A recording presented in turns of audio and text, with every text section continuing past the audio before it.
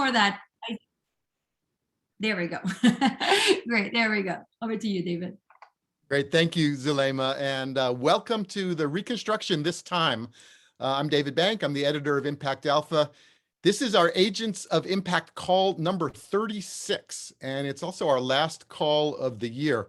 It's great to see so many ImpactAlpha subscribers and so many new folks, future subscribers. If you've been on these calls, you know this is the time to introduce yourself on the chat line and let everybody know where you are and what you're up to. And in the spirit of the holiday season, go ahead and offer a gift to the community if you like, and feel free to ask for what you need as well. Before we get going, I just want to give thanks and a shout out to the Ford Foundation, and in particular to Margot Brandenburg, which has supported the Reconstruction Project all year. And now I want to bring up Monique Aiken, who many of you know. Monique, been a great partner on this project all year. Monique, are you here? Here. And off mute, good. Monique has a day job as the managing director of the Investment Integration Project, or TIP, but really she's a contributing editor at ImpactAlpha and host of the Reconstruction podcast and co-host of our weekly Impact briefing. Monique, we're going to try to do 4 things today. I think we worked out. It's a lot, so let me just tick them off, and we can see whether we can get to them all. First, we're going to celebrate and reflect on the 24 terrific conversations you hosted in the Reconstruction podcast. So kudos to you and bravo. Yeah, I mean, it's been an exciting journey, and I want to thank everyone who's tuned in along the way, participating in the conversation for the guests. And it's really kind of validated our hypothesis that these conversations about justice and systems change work was worth paying attention to, given that our world desperately needs this right now. So, you know, we've gotten excited about thinking about history and thinking about the future and what we need to learn from history in order to do the next normal, as we like to refer to it differently. So, you know, one of the things that was part of our inspiration was one of the guests who'll be hearing from shortly. That moment was now by Gene Bruskin, one of the threads that pull it all together. Well, that was what I was going to say. The second thing is we're going to plumb the relevance of the historical reconstruction to our current challenges. And we've gotten fascinated by the history of multiracial prosperity and multiracial democracy in that, you know, all too short period after the Civil War, and seeing what the lessons are for today. The third thing we're going to do is explore what that restorative, reparative, reconstruction investing might looks like already, and how it might be expanded.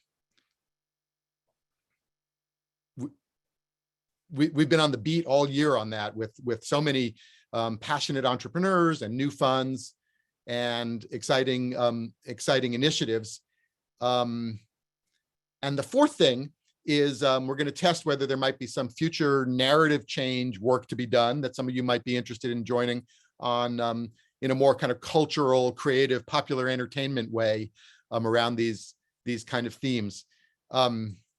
Monique, you want to introduce our audience participation little experiment here? Sure. And while folks participate in that, I just want to share a little bit more about who else is behind the scenes, because as they say, it takes a village to raise a child, but as it turns out, it also takes a village to launch a podcast. So I'm going to thank a few folks, but the free association is when you hear Reconstruction, what words or phrases come to mind? And if folks can add their thoughts in the chat as we go. But I also want to name a few folks who, while you're doing that, who've been really pivotal in the shaping of the thinking behind the tagline, Rethink, Redress, Liberate, and who've been instrumental in both sourcing the guests, figuring out who fits this rubric of Rethink, Redress, Liberate, who's doing it, who are the thinkers that we need to be listening to now. And some of them are on this call, and some of them were our first guests. Melissa Bradley, of course, is already here. But the steering committee includes Erica Seth Davies, who's now CEO of Rio Ventures. She was the founder of Racial Equity Asset Lab, and she and I conceived of that framework. And really, there's more words that go behind that. So what are we rethinking? Power, everything, the assets, how we distribute them. What do we think needs to be addressed? And this is partly why the historical reconstruction really comes to mind. Where have we thought about who was in the design of what we have today, and whose legacy do we want to continue, and what do we need differently in order to be able to do things differently? Shortly after Eric and I joined forces on some of the early thinking, Carrie Hansen from SoCap Global, who many of you know, and Anjali Deshmukh, who was my former colleague at Mission Investors Exchange, joined in to really help think through the guests, the questions, and Anjali, of course, supported us in material ways as our writer, really thinking through the thoughtful web posts that were penned throughout the year. And a bit of an ex officio member of our steering committee was Dr. Jillian Marcel, who's here today as well. She has advised me personally behind the scenes on really what does narrative change mean, and how can we achieve it, and what is our role in systems change work now, and embodying the principles and our values. So we are grateful for all of you to let us journey out loud with you, and to all of the guests who joined in the experiment. So, indeed, and let's introduce the guest today. And you already mentioned Melissa Bradley. So welcome, Melissa. Say hi to the folks. Pleasure to be here. Thank you. There you are. A longtime impact leader I've known for years, a Georgetown prof, the head of 1863 Ventures in Washington, D.C. And as Monique said, the first guest on the Reconstruction podcast. Monique, you want to introduce Gene, who you introduced me to? Sure. Well, the playwright, Gene Bruskin, is also here with us today, and his colleague, Bill Fletcher, who have been working on, well, Gene as a playwright and has penned many a piece. And I think that moment was now, which I viewed while I was still with Mission Investors Exchange as part of a mailer that I got from social movements inbox. And it struck me that it was important what he was talking about, the context setting and what we need to learn from history was all worth exploring. And I reached out to Gene to do a screening while I was at Mission Investors Exchange. And I think that screening really was a pivotal moment for, well, what became this podcast, but also my thinking. And we've gone on to become friends. And I'm so grateful to have him here today. Gene, do you want to just say hello? Hey, thank you. Great to be here. And then you mentioned Bill Fletcher Jr. As well, historian, scholar, and I think mystery novel writer, right, Bill? That's correct. And also a labor organizer and a former head of the TransAfrica Forum. So welcome to all of you. I think we're going to take a lesson from history and let Frederick Douglas frame up the conversation. So Isaac.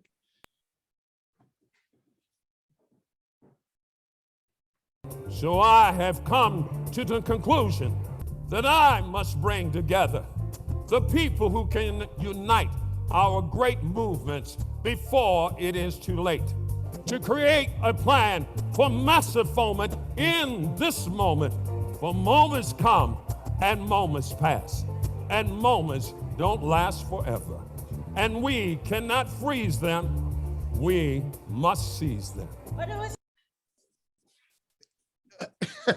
Bill, let's start with you. That was Frederick Douglass from Gene's play, The Moment Was Now, set in 1869 Baltimore.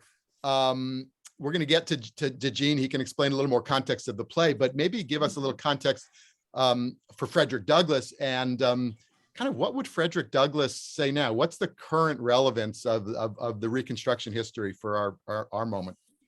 Well, Reconstruction was one of those few moments in US history when it feels like any number of outcomes were possible. And there was a convergence of movements and factors that led to an exciting instability. You had this experiment that was going on in the South with Black political power, with the power for poor people. In fact, Reconstruction is often described as a Black phenomena, but it was a Black-led phenomena. But there was this engagement of poor people. There was the introduction of the public school. There was economic development that was underway. there was the efforts that were undertaken to actually suppress the terrorist right for a number of those years. So there was this chance, but it was a contradictory moment, because while Reconstruction is happening in the South, the efforts to nearly annihilate Native Americans are going on in the West. And it raises some very interesting historical questions about whether Reconstruction itself could have been resolved in a positive way, short of addressing that question of Native Americans. What Gene brings together is showing that the social movements, the suffragette movement, the labor movement, the movement for what I'll call Black Power, these were coming together and could have ignited something, and they didn't. And so the relevance is probably twofold. One is what's quoted there from Douglas, that moments come and moments go, and that one should never assume that the arc, to borrow from Martin Luther King's famous and eloquent quote, notion that the arc of history is long, but it bends towards justice. He wasn't quite right. The arc of history is long. That's it. It doesn't bend in any particular way. It can go any number of ways. And so there is no inevitability. When these moments come, you've got to seize them. And I think that's something that jumps out from this play. And I think it's relevant to what we saw in the United States in the 1950s and 1960s, up to about 72 to 73, when there were dramatic developments that took place. And there was an assumption by too many people that history was linear. It could only go one way, and that was towards progress. And there was an assumption that it could not be turned around. We should have learned that lesson from Reconstruction. But in the United States, one of the things we have to keep in mind is that in the United States, we oppose history and embrace myth. And so it's much easier to believe what it is that we want to believe rather than actually what has happened. Well, so you said things can go backwards as well, and I think what people sometimes think about when they think about Reconstruction is what came after, which of course was a severe backlash, a violent repression, decades of Jim Crow and a whole history that we know. And so what would the alternative have looked like? Is there an alternative history that might have come to pass then, and does that have any relevance to what the alternative history we might write now is? It does, and maybe I'm gonna have to write that book, The Alternative History of Reconstruction. I would read it. So first of all, let's just take it apart. The part of the issue was that the Northern political establishment was not entirely embracing the Reconstruction project. It was a part of the Republican Party, so-called radical Republicans. So had Andrew Johnson, for example, been removed from office in the impeachment, there may have been more of an opportunity to change the balance of political power to extend Reconstruction. Another thing that is worth noting is that the US Secret Service appears, I don't know whether it was formed after the Civil War, but it became very active after the Civil War and played a major role in crushing much of the white terrorist activity that was going on in the South. The problem, though, is that the white terrorist activity was very much like crabgrass. You don't simply cut crabgrass, you have to root it out and get rid of it. Cutting it only guarantees that it's going to come back later. And part of the problem was that the suppression of the white terrorists was a temporary thing that wasn't continually enforced. If the freed Africans had been well armed and equipped and encouraged to engage in self-defense, we may have had a different outcome in Reconstruction. So there's a number of things there that could very well have improved the situation. But here's the something in my reading of Reconstruction and looking at what's happened more recently. There is a tendency that many of us have to constantly think that things couldn't get worse. And that's the way we justify inaction and various forms of passivity. We basically say, well, it could be worse. And while that is always true, it can be very paralyzing. I mean, there's a joke I always use about the man who jumped off the Empire State Building, and when he was falling past the 40th floor, he was overheard saying, "So far, so good." And that's sort of the attitude that we often have, that when things are getting bad, well, it could be worse. So during the Reagan era, there were these setbacks that were going on, but there were many people saying, well, it could be worse. At least we didn't lose the Voting Rights Act. At least we didn't lose X or Y. But in failing to step forward at key moments and saying, this shall not pass, we will not let this happen, it encourages the other side to build up steam. That's what we could see in Reconstruction, that the failure to block the white terrorists and others at an earlier stage laid the foundation for the complete erosion. It lays the foundation for what we saw in 1898 in Wilmington, North Carolina, where there was a successful coup carried out against a democratically elected city government, and the state failed to do anything about it, and the federal government failed to do anything about it. And so when you see that, then of course you can see why it was very possible to have loads of massacres and other kinds of white supremacist uprisings take place without any response. That's one of the chilling lessons we should have right now, particularly looking at what happened this past January 6th.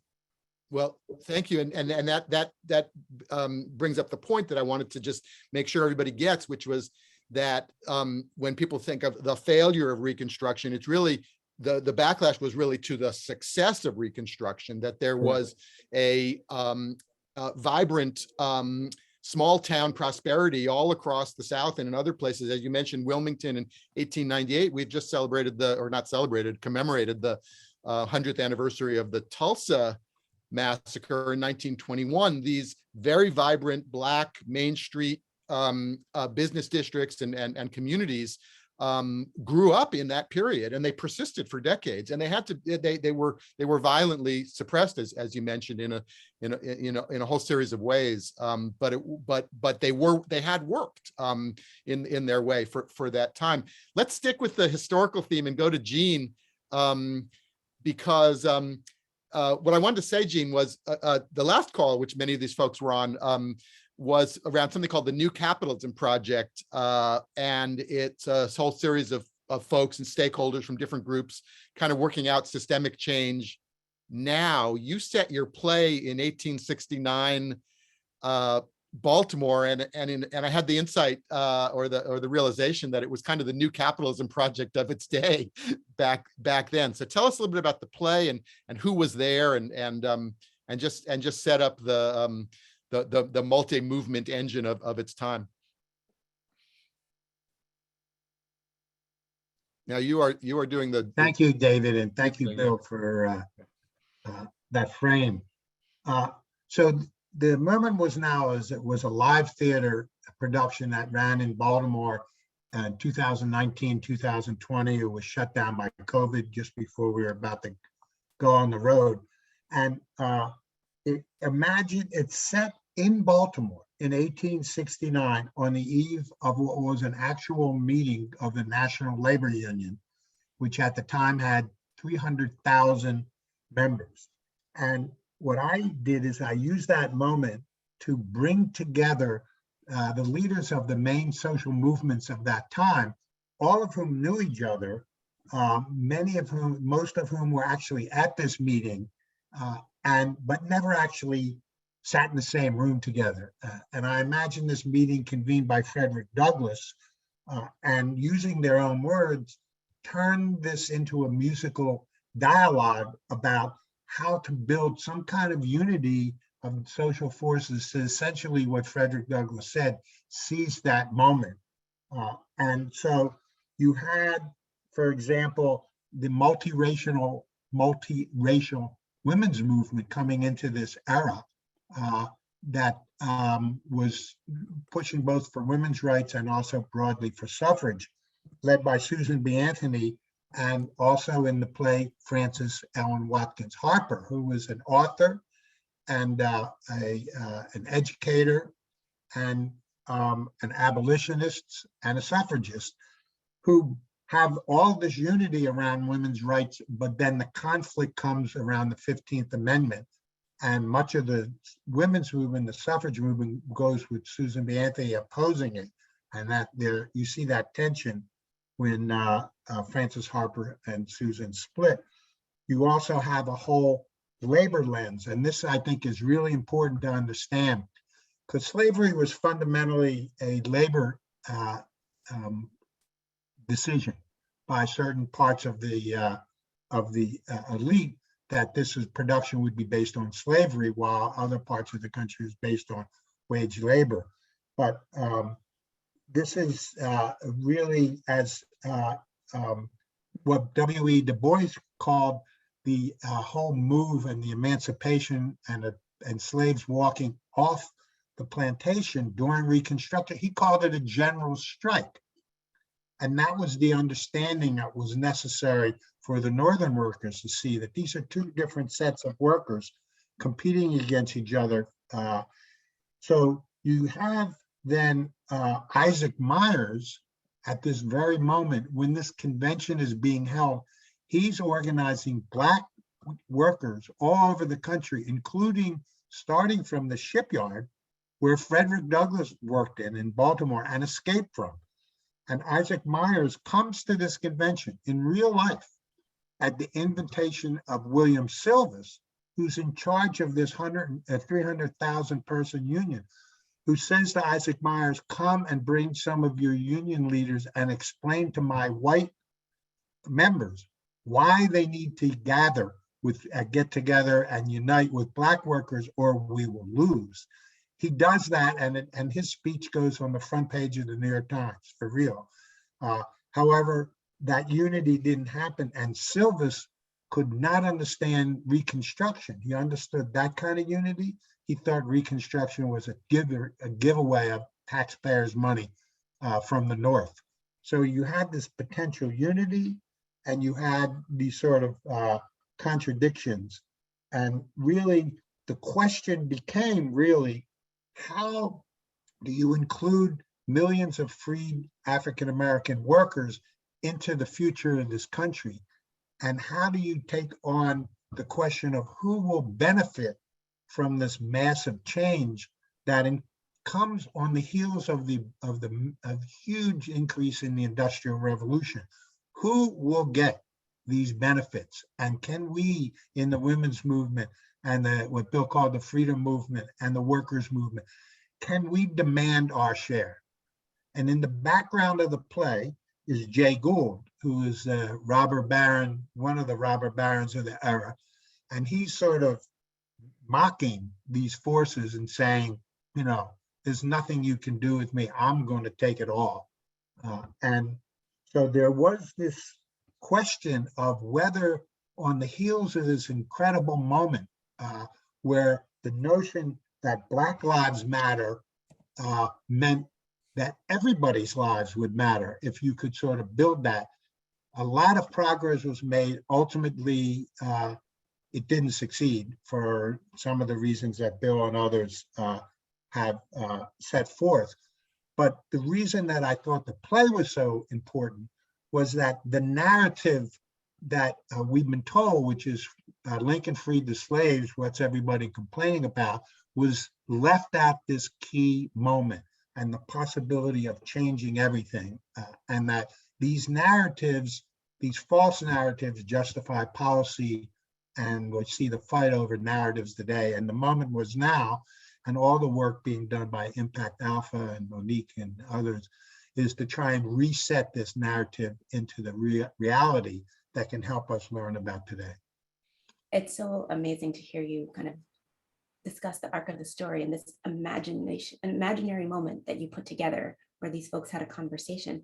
And it really, makes me think a little bit about intersectionality before the term was coined by Dr. Kimberly Crenshaw, and labor movements and how important they are in our understanding of who we are as a nation, because this is about the way capital gets distributed. And we often have used the analogy, capital is a neutral thing. It's a scalpel. You can kill someone with a scalpel, or you can save their life. And so as we think about how we wield it and in the context by which we have come to determine like these systems of capital distribution, I think it's so important just to think about whose imagination we're living in. We often quote in the podcast Adrienne Mary Brown's book, where she says, we are living in the ancestral imaginations of others. This system as built right now was somebody's creation at some point. These were decisions. We come to it like we're born into this, and so it's just here. But people made decisions, and those people did not expect people like me to be participating and being able to get a job and read and have jobs. My people, they did not think about other people's lives and livelihood and the way that they extracted from communities and the planet. This was at best an externality, just not in the model, not even enough to care to input into the model. And so here we have the systems fragility that we see. This is how we have these outcomes that we're all experiencing now, that in a pressure cooker reveals the true nature and how many people are not thriving, and the state of the planet currently now in crisis. And are we going to choose extinction? But I'd love to just come back a little bit to your point, Gene, about the labor part, about how this is about how people were paid and workforces. And how did you get into that part of the movement? If you want to share a little bit about your personal history that led you to here, because you were not a career playwright either. I was a child of the 60s, and so and fought against the Vietnam War and all that stuff, and was actually trying to do theater in Boston. And I got a job as a school bus driver during the during the Boston desegregation fights. And we were driving the buses, taking Black children into white neighborhoods and getting stoned and so on. And we had a multiracial group of workers in the middle of all of this fight. And it was quite a lesson for me. And I ended up becoming the local president and stayed there for 10 years and never got back to my theater career, because I ended up spending really the next 40 years in the labor movement, a lot of times overlapping with Bill in some of the same unions and some of the same work. And so when I finally retired from my last job was with the American Federation of Teachers, I wanted to go back into the theater world and try and use the power of live theater, and in this case now film, to educate people on and inspire, educate, and entertain at the same time, which is I think what theater and good art really can do. And this is what I'm trying to do with The Moment Was Now. What I found is that I could bring people in from unions and housing projects and so on who never go to plays. And I could teach through this play in a way using the music as part of the inspiration, in a way that if I stood up in front of people and read a document, they would all either fall asleep or leave. And so I'm trying to push forward the lessons that I learned in organizing meatpacking workers and nurses and home care workers and so on into the theater world and bring those very people into the room. So powerful to think about the role of imagination in all of this, because what we're talking about, this more just next normal that we are demanding, doesn't exist. And so how do people conceive of it? We often use artists, art, creative endeavors like what you're talking about to get people out of their reality frame and their left brain of saying what's possible is only 1 inch different from what I currently have. We need discontinuous change in order to have the new changes we now need. And how do we do that? It's really interesting that one of the other seminal influencers of our thinking, Anne Price's piece, Centering Blackness, that I think Anne is on the call, was so pivotal because it allowed for at least me, a prism by which to view how to think about this new how that we are requiring. I know that we needed one. I know, of course, that if you need to do things differently, you need to literally make different choices. How do you go about deciding what are the right choices? How do you prioritize? How do you think through what needs to happen? I think Anne's piece, at least for me, was illuminating and finally gave me a path to understanding the how, despite my day job working on systems change work. So particularly in this next normal and how to think about centering justice in the system change work, I think Anne's writing has been very influential. And I don't know if you're still here. I see your camera's off right now, but I'd love for you to say a word in case you are. And if not, we can always come back to you in a bit. Looks like she might have stepped away. Well, I echo your thoughts on that piece, Monique, which we talked about at length, and it really was about the proactive vision, which is actually a perfect introduction to Melissa Bradley, who's been sort of practicing the proactive vision for a long time. And so let's bring you up, Melissa, and maybe start with the historical antecedent yourself, because you call your nonprofit and investment firm 1863 Ventures. So maybe just unpack that for us, and then we can dig in a little bit. Sure. So, we're intentional in our name change, as we had a much more benign name, but found three things that drove to the rebrand. One is that while based in DC, but expanding our work nationally, the largest segment of new entrepreneurs coming into the marketplace were Black and Brown entrepreneurs. And unlike my experiences in Silicon Valley and New York City as an investor, where the primary driver of these entrepreneurs was just making money for the sake of making money, these folks were very much committed to community wealth building. Their primary drivers were job creation and really trying to uplift the communities that they served. So much so that if you had been a traditional investor, you would have looked at their financial statement and said, you could do this so much more cheaply if you were not trying to hire such high-risk employees, or you were willing to be placed somewhere else. And so we realized that there was something unique around these Black and Brown founders that required their own space to be cultivated and supported, because they are driven by a mission that is bigger than themselves. If people are familiar with the company called Honeypot, which is a multi-million-dollar feminine hygiene product, and having a conversation with their COO, Saul, we realized that part of the challenge, putting aside all of the external factors of racism, sexism, and marginalization and oppression, one of the reasons why we find that Black entrepreneurs in particular tend to struggle is that we do not come from a culture of capitalism.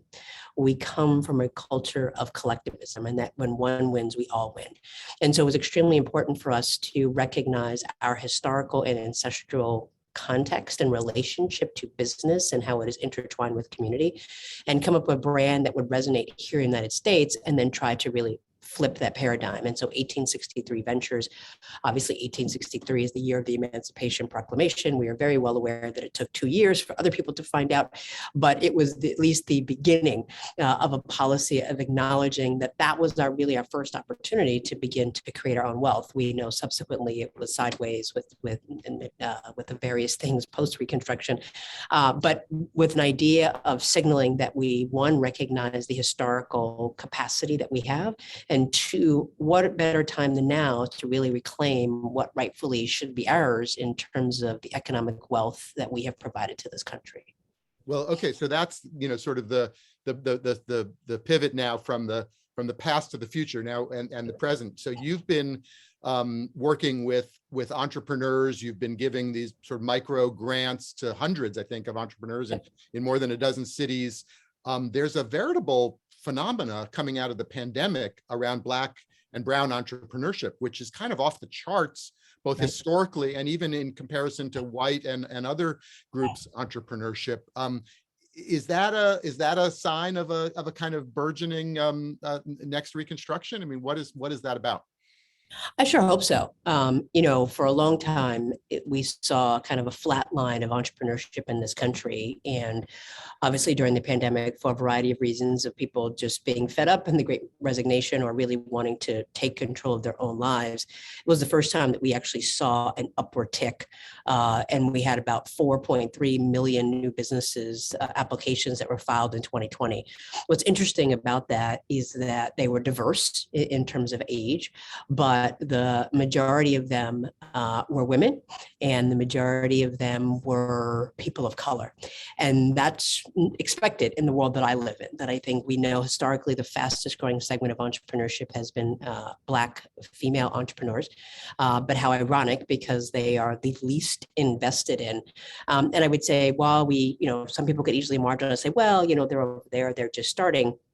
In my role as a professor that you alluded to, we are halfway through our research project called Beyond 5. We know statistically that more than half of businesses in this country fail after 5 years. We found that the average minimum age for Black-led businesses is 8.6 years. The challenge is that while they're living or existing longer than our traditional businesses, and certainly their white peers, that existence and sustainability does not correlate to growth because of that lack of access to capital.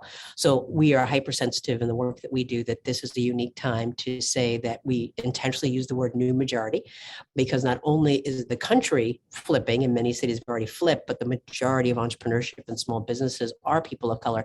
How do we begin to realign our capital to actually support the economic drivers of this country? It was not lost, I'm sure many on this call, when cities said that there is a $16 trillion in opportunity costs because of historical racism and marginalization. And I would say, whether or not you care about race, gender, and racial equity, from a pure American competitive standpoint, that is a real challenge that we need to overcome if we want to continue to be, if it's even possible, the economic superpower of investing in those that are actually the business drivers in this country. Well, so let's take it even bigger. I mean, there's an opportunity now with the infrastructure bill already signed, the Build Back Better bill in motion, a commitment, apparently sincere by the administration, to share the literal contracts and business of that rebuild in an equitable way. I mean, what is the agenda now that folks can get behind around what might be our own reconstruction? Yeah, I think having been in the policy world twice, I think there's amazing momentum that's happening.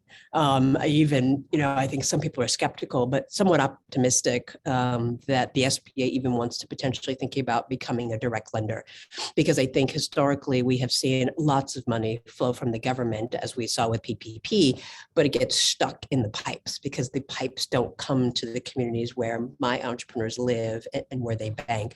And so I'm optimistic around the dollars and the policies and the levers that can be pulled. But I think we really have to be thoughtful that the best possible way and a pathway forward is really managing and actually proactively constructing disintermediation. There is a huge number of players, whether they be financial institutions or academic institutions or even economic development institutions, that tend to take away and pull out their margins. And so the money by the time it gets to the community is not there. But I think obviously from my perspective, Black and brown entrepreneurs doing everything that they're supposed to be doing, which is taking advantage of this unique opportunity. And we really got to reshift, change the leadership of how these institutions work. I think it should not have been lost on anyone when the Federal Reserve did their study after PPP and saw that over 50% of Black entrepreneurs got their funding from fintech companies. There are pros and cons to that. I'm not trying to make this a fintech conversation, but I think what is unique about those is the fact that they did not have the same hurdles and the credit scores that we know are plagued with racist implications from the onset. I mean, credit scores were created to keep Black people out of white merchants.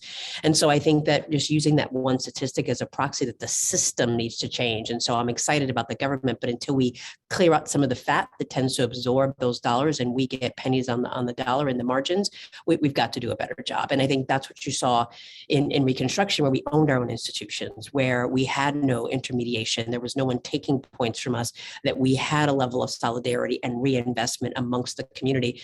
And we've lost that. And I think that we've got to figure out, how do we really shore up institutions that are run by Black and brown folks? And how do we really make sure that they have access to the type of capital that's needed? Because I think the overarching challenge for Black communities is that we are starved for the capital that we need, and we oftentimes only receive what people think we deserve. And those are two very conflicting numbers. Right, right.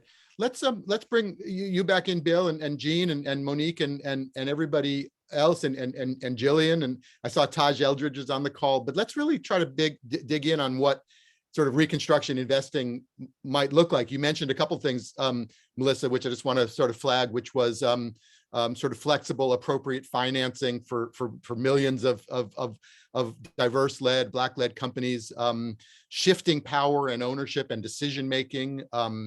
We've also flagged, and it's been on the podcast and on the beat, proximity to the problems as a source of solutions. And then one that always comes up is sort of redefining risk, which means redefining underwriting and all kinds of practices and approaches to make capital flow. But I'd love, Bill, your thoughts on this, and then we can open it up for everybody. I think I want to start in a somewhat different place. I mean, it's interesting. In the Reconstruction, there were tremendous economic development possibilities. The central one being land redistribution. What people talk about is 40 acres and a mule, but the land redistribution in the South and the role that could have played in democratizing the South is a central thing. It wasn't just about land ownership, because what we started to see was an increase in Black farm ownership, but that's not the same thing as land redistribution, which would have been a democratic, with a small d, reform at a fundamental level. The thing I want to emphasize, though, is that what you're saying about the possibilities that are inherent in this moment with the infrastructure bill and the hopefully passed Build Back Better are contained in what people are prepared to do to make it happen. What we should have learned from the first year of the Obama administration is that there is a role for prayer, but there's another role for action. If in the first 6 months of the Obama administration, we had been in the streets rather than believing that we needed to sit back and give the brother a chance, quote unquote, we might not have seen a Tea Party. But instead, there was a level of, well, we got to give the brother a chance. It's a rough job. I mean, yeah, damn, I know it's a rough job. If it's that rough, maybe you shouldn't have taken it, right? But we knew it was rough. Therefore, the question is, what are you going to do now that you're there? And it was up to us, the Black Freedom Movement, labor, and others to have basically insisted that there be steps taken to address the economic collapse. I think the same question faces us now. We have won major victories with the infrastructure bill and other things, but how they get implemented is going to depend both on what Melissa was saying about the nature of the bureaucracy, but it's fundamentally going to depend on what people are willing to do to put pressure on government to say, no, we're not going to go for the okie doke. This is going to be done differently. Let's open it up. I don't know whether Anne is here and Jillian, Marcel and Taj, are you still with us? I'd love to hear what each of you have to say briefly.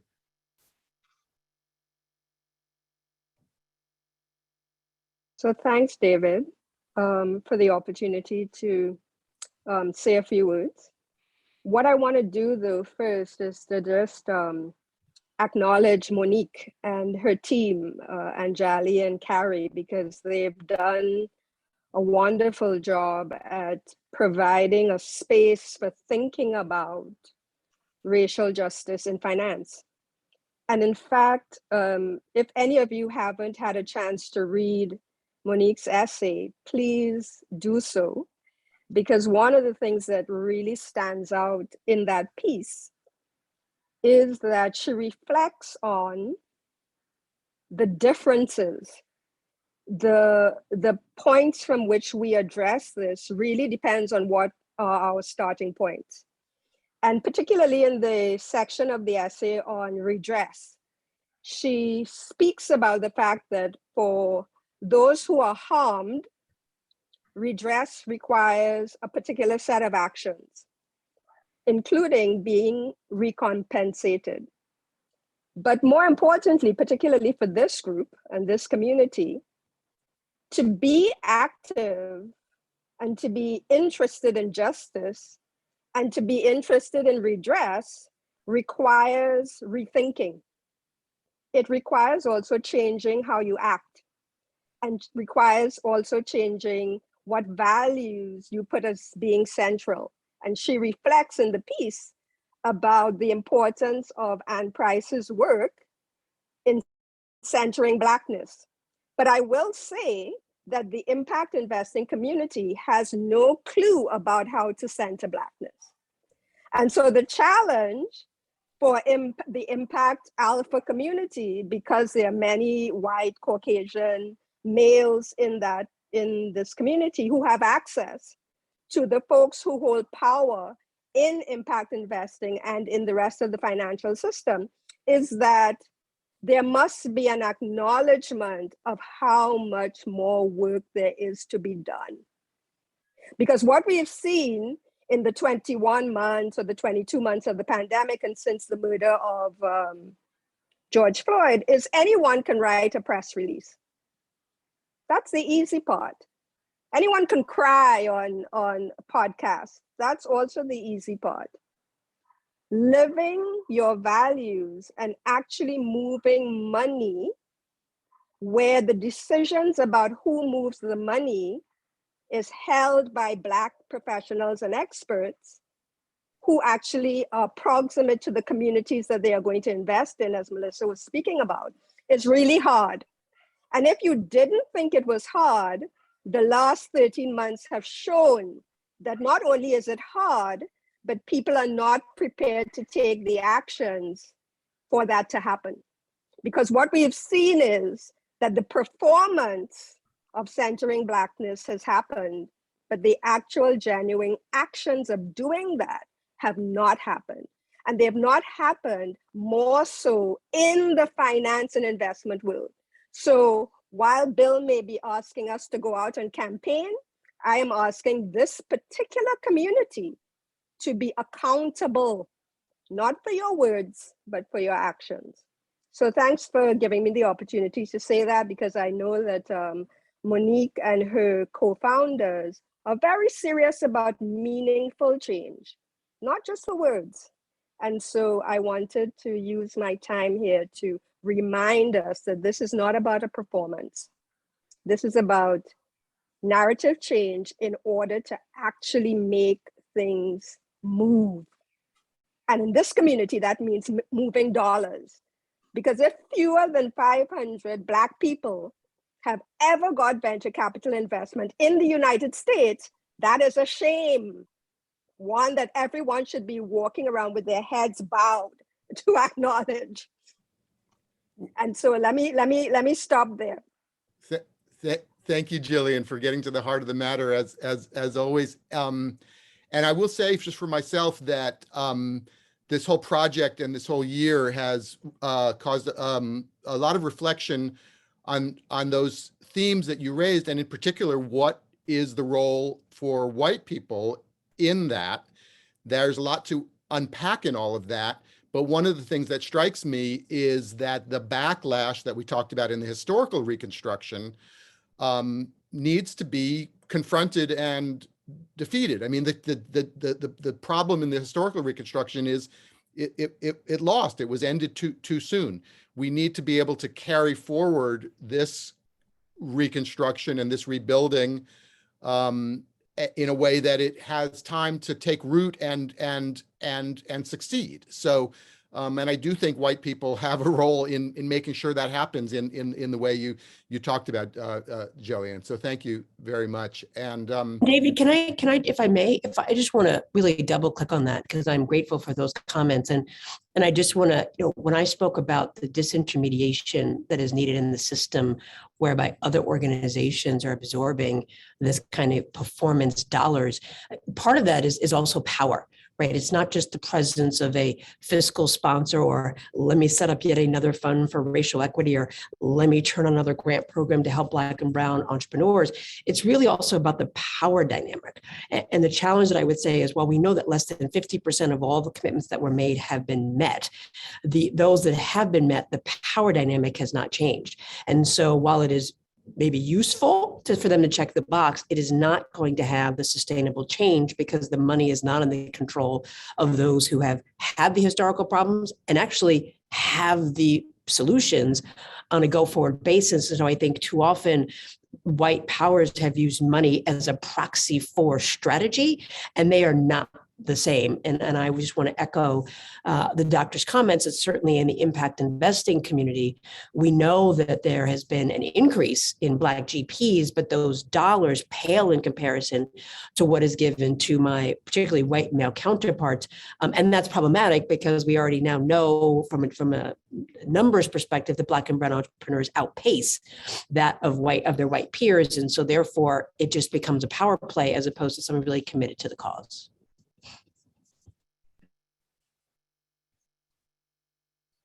David, I have go ahead. A question. Who's this? Comment. This is Chad Beecher. Oh, Chad, there you go. Hi, Chad. Hey, how are you? I'm Chad Beecher. I'm co-chair of the Impact Guild. We're a network of senior leaders and experts in social impact at media companies, at tech companies, kind of cultural strategists. And first, thank you for this conversation. It's incredible. And really important. And I think there's a lot in the context around this sort of third reconstruction and everything you're talking about that could really resonate with me and could resonate with a lot of folks with the play. As part of that, my question is, from a narrative perspective, and for those of you on the call who know and work in narrative change, it's complicated and takes place over time. Who in your minds are most important to reach with this narrative? Who are the ones we think we need to hear it, to convince, to move in this direction? There's so many audiences that we could try to reach, but who are the most important from your perspective? Maybe Gene, you could take a cut at that, because you reached audiences with the play. I know it was cut short by COVID, but what was the narrative shift and the audiences that you thought you wanted to reach? So I originally set out, in terms of the live drama, to bring the people into the room who were essentially the ancestors of the people who are up on the stage, in terms of workers and women and activists and poor people and working class people. And it was very effective in that group, and I think inspired a lot of thinking, including high school students that came into the room who were really excited by the idea. But once it became a film, and it was sort of got broader exposure, we had groups like Monique's organization and this group here bringing in a whole different grouping of folks who have a different way of changing things. So I feel like both of these audiences, both sort of the average sort of working class audience that needs to know about our past, and also people that are more in a position to sort of move institutions and so on, need to hear about this. And, to be honest, I'm trying to figure out, and David and I, Monique, have talked about this, how to continue to use the story that we tell in A Moment Was Now in other vehicles going forward so that we can drive these conversations over this next few years.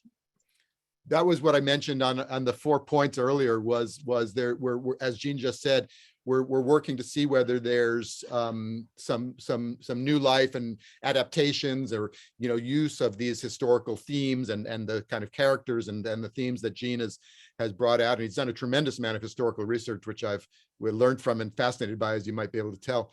And if folks are interested in being part of that, you should reach out and we can take that forward. I don't know whether Alan Gershenfeld is with us. He's been part of that conversation as well. Alan, are you with us? Yeah, I'm here. Which lens would you like me to dive in Well, on? just what you're so good at what the sort of entertainment possibilities are for things and have worked on so many projects. Alan Gershenfeld, we'll put up the link, but is with Eline Media, and he's had several pieces in ImpactAlpha around the work there. So I'll give you the background in the chat, but just say a few words, Alan, of what you think might be possible.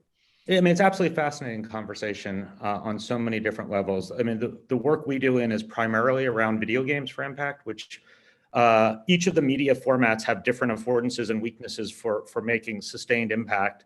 With video games, where you have agency, you step into a role. You could step into the labor role, Black Power, suffragette, even a Jay Gu role, make decisions, get feedback in a virtual space, and increasingly marrying that to real world change in whatever form the goals of the stakeholders are, is starting to happen in what I think is one of the most powerful mediums in the world. So I've begun conversations with this group to imagine how to harness this incredibly powerful medium to enable people to step into these roles and even explore alternative futures that are aspirational but achievable, and winding back and say, what does that mean in terms of real world action today? And crucially, you have where there's agency and feedback loops in the real world, that there are stable steps towards a collective vision that's been alluded to in this call. It's not easy work, and each of the media formats, whether it's theater, TV, music, video games, have a role. But thinking through, what would be the marvelization of a true impact objective around these themes is a powerful vision to explore that we're just getting our head around. Again, what would Frederick Douglass do? Maybe. Thank you, Alan. And okay, we're at the top of the hour. I just want to say on Frederick Douglass, in terms of the media, the reason that there are these seemingly huge numbers of incredible portraits by Frederick Douglass is that was the closest thing that was available to get an image of an African-American out there around the country and the world by having these professionally done photographs. He didn't have a good Facebook account. So it was sort of interesting in terms of his understanding of the power of that public image.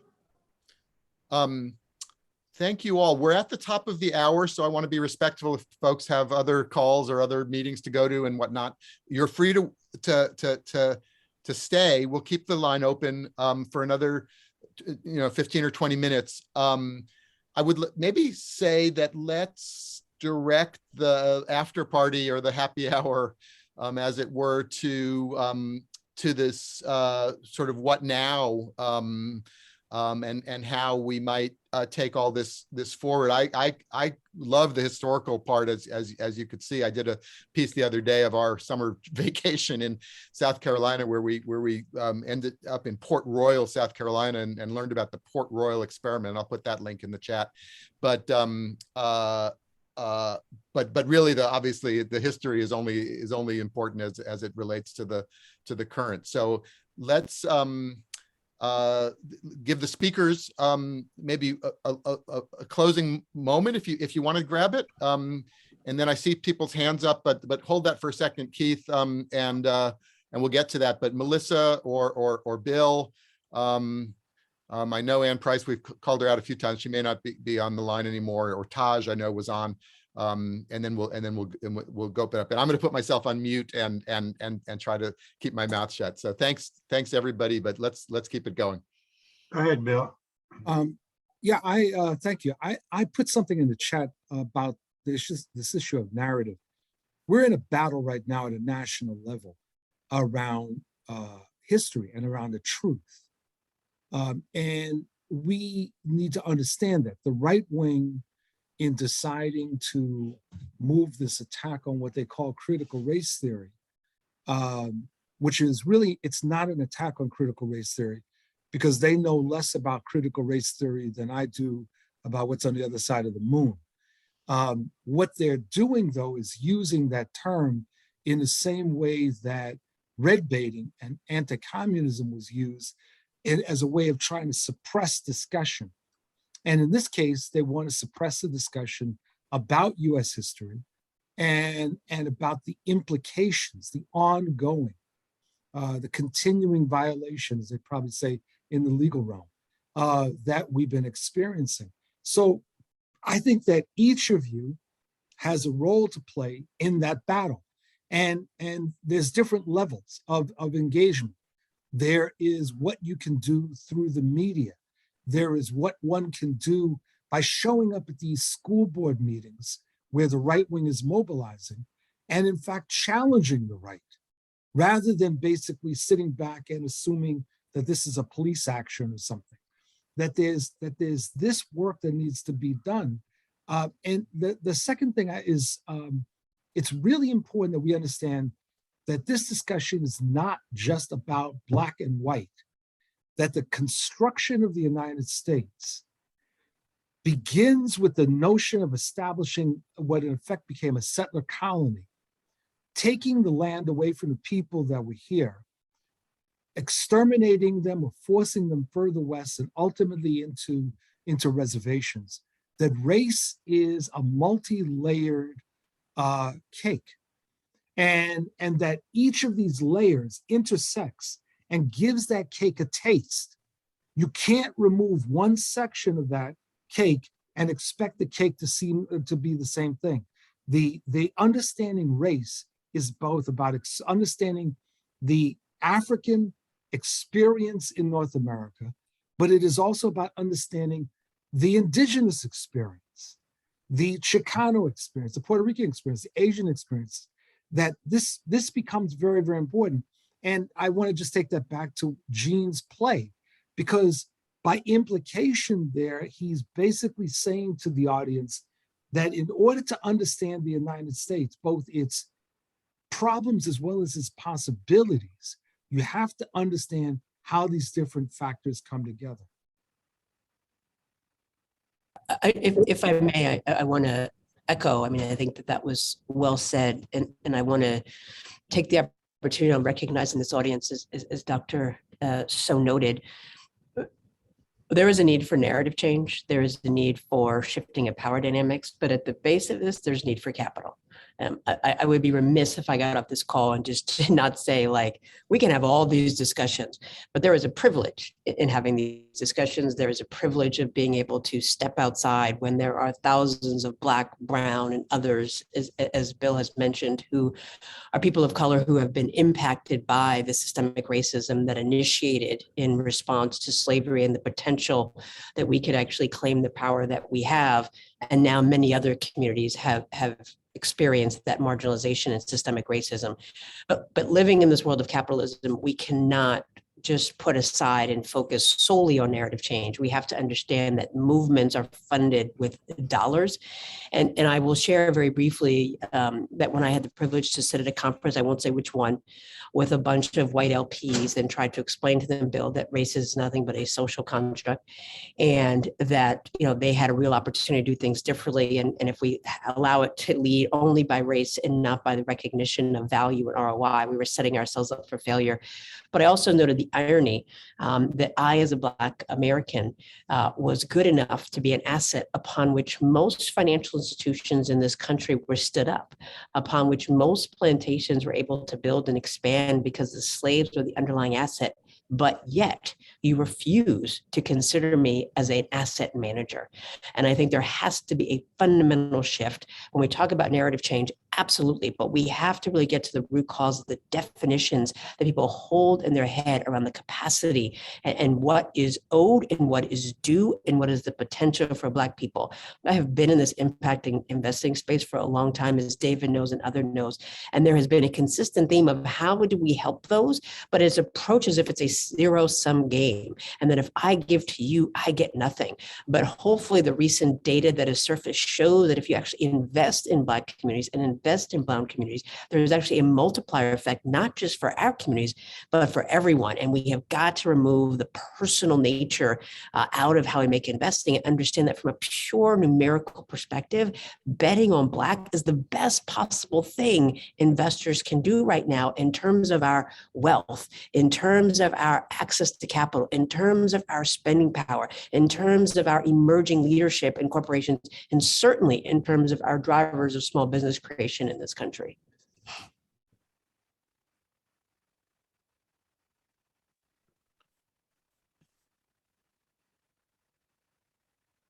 I know Keith, you've had your hand up, so why don't you jump in here? I appreciate that, and I appreciate the commitment from all those that are on this call in moving forward with this most important work. One of the things that I've heard folks speak to is clearly modifying narratives, changing narratives, and et cetera. There's a lot of data that has been research been put forward. I described something in the chat about Stanford Angels and Stanford Spark having done some research, clearly like others, with respect to bias in investment management for founders and funders and et cetera. And data is a needed thing. Then the question becomes, how does that data actually become implemented? How does that data become enlivened? And so the question, since Reconstruction is the theme of this discussion, is really about cognitive reconstruction. Because if individuals' values don't change, if their behavior is not reframed, then it's going to be very, very difficult for us to have this broad and deep redirection, if you will, of resources, as Melissa described, and others. Because we can only legislate and regulate so much and for a certain amount of time. That kind of law enforcement to bring rights is finite in nature, in the sense of it being sustainable in the long term. So part of our interests, and my particular interest, is how do we really work to, and I believe Bill spoke about narratives, we're really looking at the science of well-being in the sense, how do we help people to reframe their values and their behaviors that can create a much more long-term sustainable manifestation in this way, so that it's not a checking of the box or a flavor of the month. Without that kind of depth, I think it's we're in for a long haul. So I'm curious about how folks think about that, and I do believe that arts and humanities are critical with that. The social norms that exist throughout storytelling, throughout history, really shape things as well. And so I think that Hollywood and those in the messaging and industry in Madison Avenue truly need to be at the table with ImpactAlpha and those in the investment space to have a much greater and deeper recognition of that storytelling. So let's reconstruct some cognitive behavior and tell some better stories.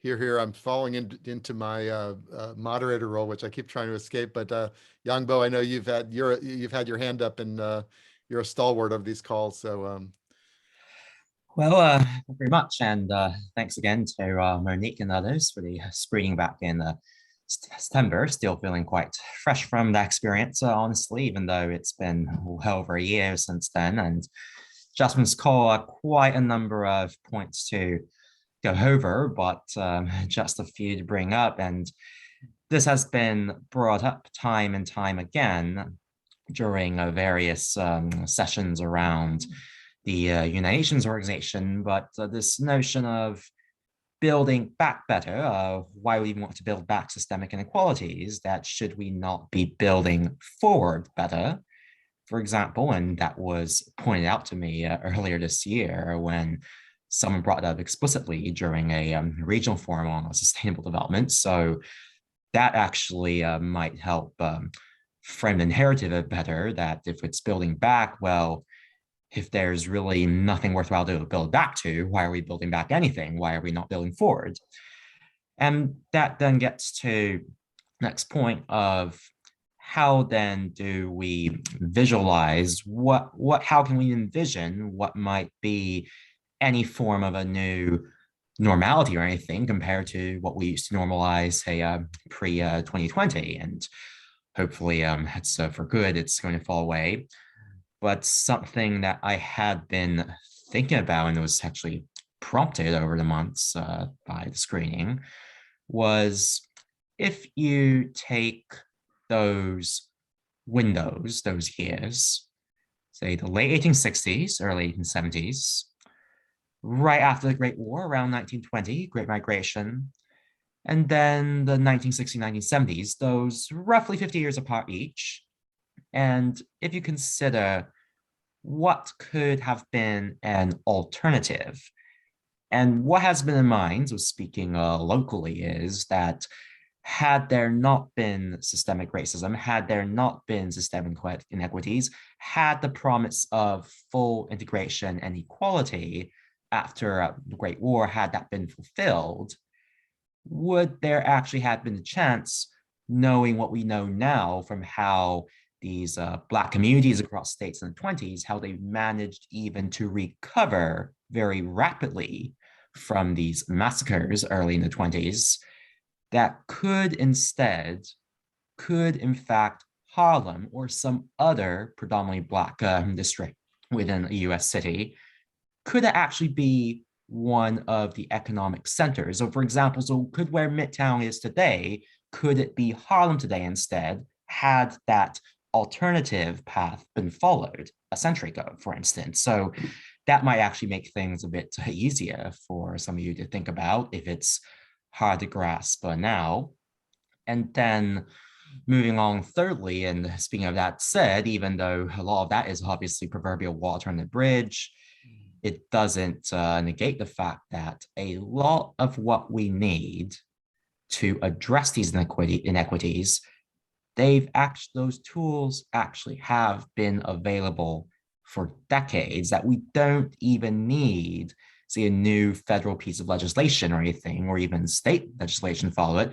Many local governments have had the power to offer tax increment financing and other types of tax incentives over the last decades. The problem has been that they've been used rather to reinforce inequities as opposed to overcome them.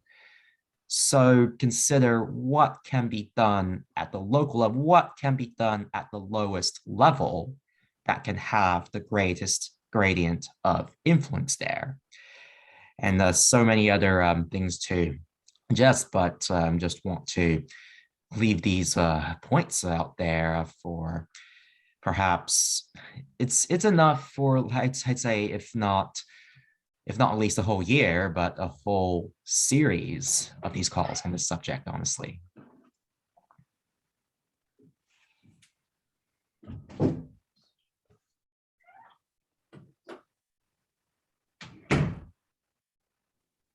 Yeah, but Gene or anyone? I think that, there's a lot of good things perspectives being put out there. And I think that, in the end, we're really looking to try to figure out how do we create going forward a society that's based on genuine equality and democracy and shared prosperity. And I think if you were to put that out to a poll, everybody would vote for it, except for a few people that don't want to even pretend to share prosperity. I described the moment was now by saying that Reconstruction was a time when America almost did the right thing. And so I think we're back here now. The civil rights movement has been called a period in some ways of the second Reconstruction.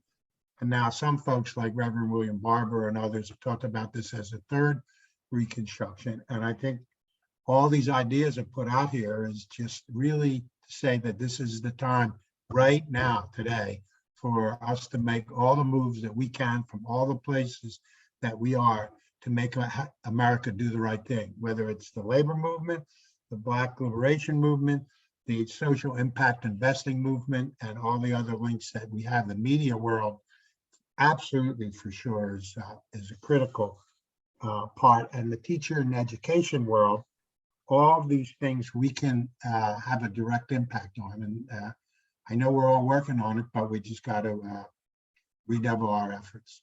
And I want to thank everybody for joining in on this discussion and the interest in Reconstruction, and the moment was now. And it's just a pleasure for me to have a chance to meet everybody.